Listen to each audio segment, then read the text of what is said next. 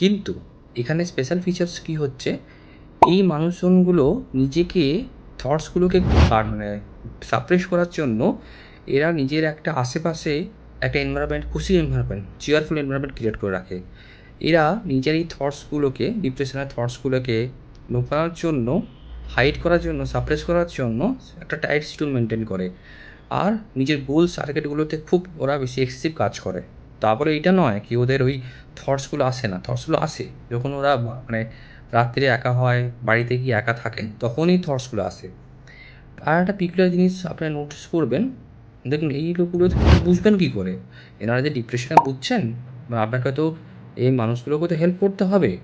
তাদের যে যারা মাইল্ড ডিপ্রেশনে ভুগছে, এরা দেখবেন কি সাডেনলি নন স্পেসিফিক সিম্পটমে ভুগছে। মানে গা হাত পা ব্যথা হচ্ছে, ওয়েট বাড়তেও পারে, ওয়েট কমতেও পারে, খিদে বাড়তেও পারে, খিদে কমতেও পারে। আর একটা ক্রনিক ফ্যাটিগ, সব ডাক্তারের রিপোর্ট নর্মাল। তখন অনেক সময় আপনাদের ডাক্তারবাবুরা বলে থাকে কি হতে পারে আমি ডিপ্রেশনে ভুগছি, কিন্তু আপনার তো মানুষটাকে দেখে মনে হচ্ছে না ডিপ্রেশনে ভুগছে। তো ওই মানুষটা জানে দুঃখ আছে।